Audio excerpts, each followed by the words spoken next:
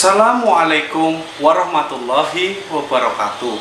Perkenalkan, nama saya Agriat Barata. Saya adalah seorang guru honorer di SMP Negeri 4 Pemalang. Saya ingin berbagi cerita tentang inovasi pembelajaran yang sudah saya lakukan di dalam kelas. Seperti apa inovasinya? Rekan-rekan guru semua bisa saksikan melalui video ini.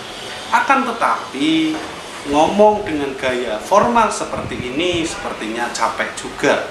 Untuk itu, saya akan coba menyampaikannya dengan gaya yang lebih santai, seperti ngobrol biasa. Karena kita itu guru butuhnya ngobrol sesama guru. Sebelum kita ngomong panjang lebar tentang inovasi dalam pembelajaran yang saya lakukan di dalam kelas, tentu kita harus sepakat dulu. Inovasi itu artinya apa dalam pembelajaran, ya kan?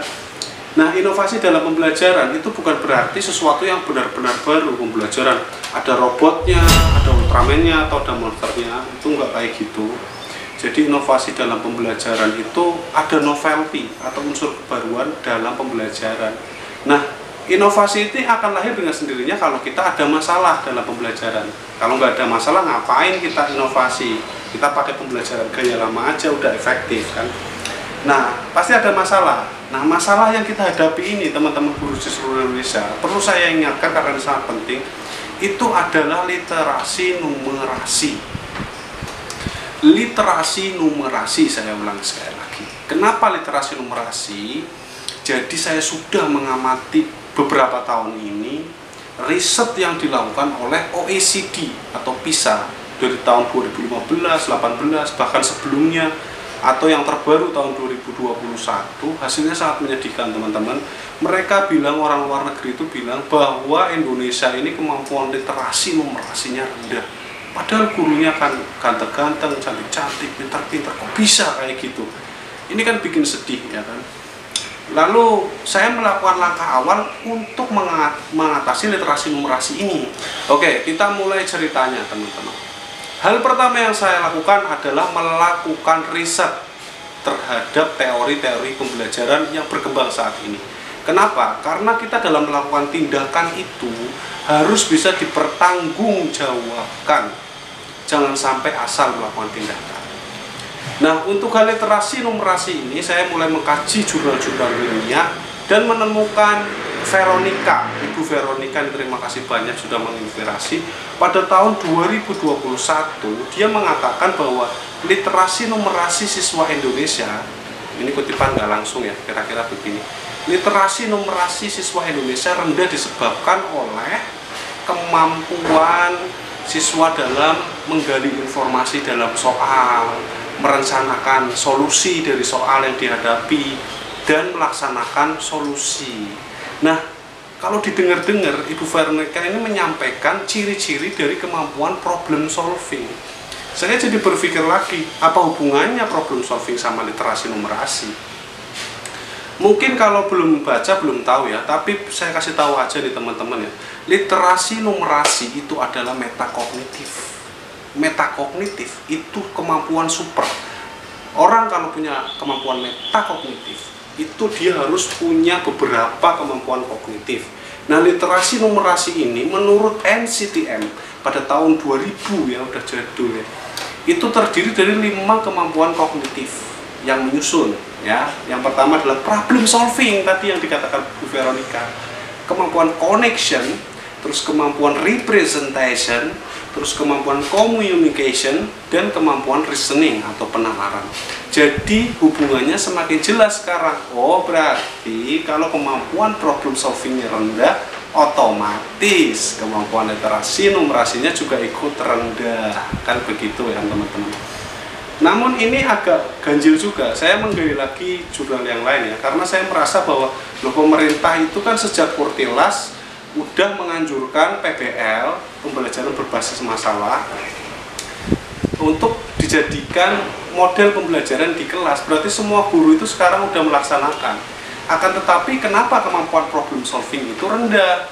Kan dari riset kita bisa membaca nih, contohnya risetnya Arina pada tahun 2021 itu mengatakan PBL efektif untuk kemampuan pemecahan masalah.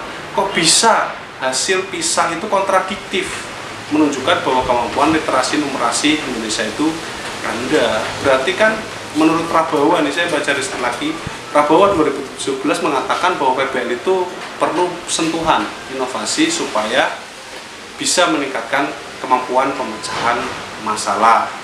Namun masalah yang kita hadapi bukan tentang model saja, teman-teman. Kalau itu kan riset, ya kan, itu kan cuma teori. Banyak pasti guru yang berpikir itu teori. Di kelas kan kita yang menghadapi. Nyatanya di kelas emang benar, teman-teman. Kalau kita lihat siswa-siswa kita itu selain dari modelnya mungkin yang salah, siswa kita itu kurang semangat dalam belajar. Harusnya secara alamiah. Ini saya coba kayak Piase ya. Piase kan riset kan. Anak saya itu cerita kalau mau belajar, oh besok aku mau belajar bahasa Inggris, dia itu senang banget mukanya. Harusnya secara alami gitu. Tapi siswa kita sekarang, kita udah semangat-semangat nih. Anak-anak hari ini kita akan belajar bangun ruang. Udah semangat. Ekspresi mereka selalu nggak semangat. Kenapa itu bisa terjadi, teman-teman?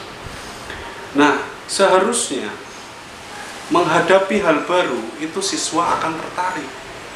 Ini beda ceritanya ya, kalau siswa-siswa sekarang itu kalau misalnya anak-anak ada game baru, pasti mereka semangat. Nah, ternyata ini ada hubungannya dengan neuroscience, teman-teman. Jadi pembelajaran, karena sekarang zaman berkembang semakin pesat, masalah yang kita hadapi itu nggak bisa dijawab pakai teori pembelajaran klasik yang kebanyakan tentang psikologis. Lebih dalam itu, neuroscience menjelaskan banyak hal kepada saya, teman-teman. Jadi gini, teman-teman, Berlin, saya baca buku lama dari Berlin tahun 1954 bukunya. Nah, teman-teman, Berlin itu mengungkapkan bahwa yang mendorong siswa untuk mengetahui itu adalah rasa ingin tahu. Tapi kenapa rasa ingin tahunya itu muncul cuman kalau bukan pelajaran? Kenapa kalau pelajaran itu nggak muncul? Padahal kan harusnya kalau ada hal baru itu mereka tertarik.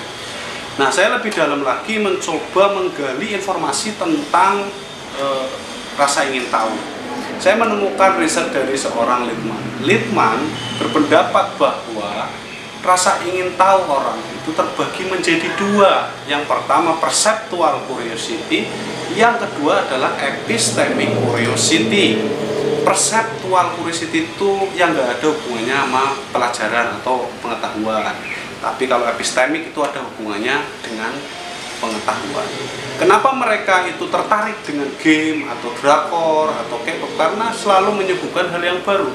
Sementara pembelajaran itu atau epistemic curiosity-nya nggak muncul karena pembelajaran itu ya gitu-gitu aja. Nggak ada hal baru dalam pembelajaran walaupun kita menggunakan model pembelajaran yang baru, PBL. Nah, untuk itu saya coba lagi menggali tentang epistemic curiosity supaya bisa memberikan stimulus kepada siswa. Menurut Littman, epistemic curiosity seseorang itu terbagi menjadi dua. Ada yang tipe I, interest terhadap topik baru, atau tipe D, deprivation, yang mereka itu stres kalau nggak dapat pengetahuan. Atau bisa dikatakan kalau di siswa kita itu yang kutu buku lah. Ada siswa saya yang tiap malam itu nanya-nanya terus. Nah, mungkin yang tipe D itu yang seperti ini. Kalau ada dua tipe, berarti kita harus melakukan diferensiasi, teman-teman, untuk memenuhi kebutuhan belajar mereka, ya kan? Nah, dari situ muncul ide saya untuk melakukan diferensiasi terhadap dua tipe ini. Nah, itu kan bisa saya lakukan dengan potensi yang saya miliki. Nah, untuk itu saya coba merancang aksi untuk yang tipe D dulu. Oke, bagi siswa tipe D ini, mereka adalah tipe-tipe yang gila belajar, kutu buku lah, apapun dilahap. Nah, sebenarnya PBL itu sudah memfasilitasi mereka untuk belajar. Tapi kenapa turun? Nah, menurut Metcalfe tahun 2019, itu ternyata kalau epistemic curiosity sedang naik, dopamin di dalam otak juga naik. Dopamin akan turun jika mereka mendapatkan informasi. Oh, kalau gitu pantesan aja mereka malas-malasan belajar. Kenapa? Karena di sekolah mereka udah naik nih pakai PBL. Ternyata sampai di rumah mereka googling. Informasi terlalu cepat didapatkan dan dopaminnya juga akan turun. Untuk itu saya melakukan inovasi dengan cara PBL-nya saya jadikan blended dengan menggabungkan dengan flip classroom. atau pembelajaran terbalik. Nanti searching sendiri bisa. Penjelasan lebih detail ada di jurnal atau di paper yang sudah saya tulis. Nah, di situ kenapa saya ubah jadi blended, supaya saya bisa mengontrol informasi yang masuk itu tidak terlalu cepat lewat diskusi. Nah, sekarang kita pilih platform apa yang akan kita gunakan untuk blended. Kalau pakai LMS nggak mungkin, HP siswa saya kentang, ya kan, nggak mungkin menginstal. Pakai Zoom juga nggak mungkin. Nah, saya terinspirasi dari ibu-ibu yang menggunakan WhatsApp. Ibu-ibu itu kalau pakai WhatsApp, ya kan, bisa ngosipin orang dari ujung sampai ujung dengan jelas gitu loh informasinya. Nah, WhatsApp ini ternyata adalah sarana komunikasi yang kontekstual dengan kehidupan sosial siswa. Dan ada juga riset dari Farid yang mengatakan bahwa Flip Classroom itu efektif untuk meningkatkan kemampuan pemecahan masalah. Nah, dari situ saya melakukan modifikasi terhadap langkah PBL sebagai inovasi untuk siswa tipe D. Lalu untuk siswa dengan tipe I, pembelajaran memang selalu menyajikan topik baru, namun kadang-kadang nggak sesuai dengan konteks. Itu menurut Pehkonen. Nah, di kehidupan sehari-hari saya juga menemukan hal yang sama.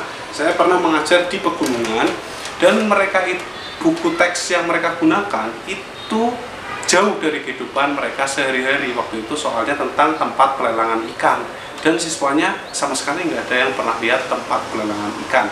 Itu membuat mereka jadi sulit memahami materi. Nah, untuk itu saya coba menyelesaikan soal Ronaldo yang ada di LKPD. Ternyata orang-orang zaman sekarang itu selalu lihat YouTube. Ya, mau benerin kulkas lihat YouTube, mau benerin mobil lihat YouTube, semuanya serba YouTube. Dari kebiasaan baru orang belajar ini, saya memutuskan untuk membuat media yaitu video etnomatematik. Etnomatematik itu adalah kontekstual dengan ciri khusus, ya, kesukuan. Jadi sesuai dengan keadaan etnik masyarakat Pemalang supaya mereka merasa dekat dengan pembelajaran. Ya, ini didasarkan dari pendapat Pehkonen tadi, yang pembelajaran itu sebenarnya udah kontekstual tapi nggak sesuai sama kita. Singkat cerita, pembelajaran diferensial, inovasi yang saya lakukan benar-benar berhasil meningkatkan kemampuan pemecahan masalah. Waktu itu benar-benar, demi Allah saya nggak bohong, di dalam kelas siswa itu sangat interaktif. Saya nggak pernah merasakan pembelajaran seperti itu sebelumnya, teman-teman. Jadi situasi kelas pada waktu itu sangat ramai. Mereka berdiskusi dalam kelompok tapi membicarakan pembelajaran yang saya lakukan.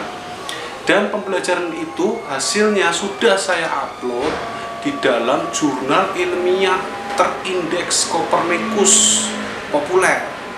Ya, untuk mendapatkan jurnalnya teman-teman bisa download, ya, ketik aja nama saya di Google, jurnal Agriat Barata. Jurnal saya nggak banyak, cuma 3.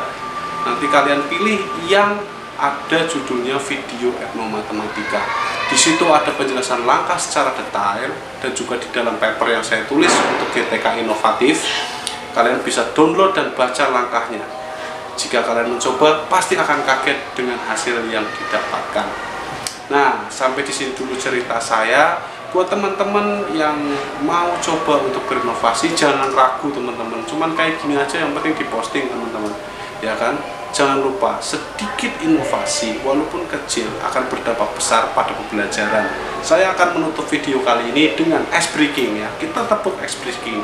Tepuk ice breaking. Ice breaking. Assalamualaikum warahmatullahi wabarakatuh. Salam dari Pemalang.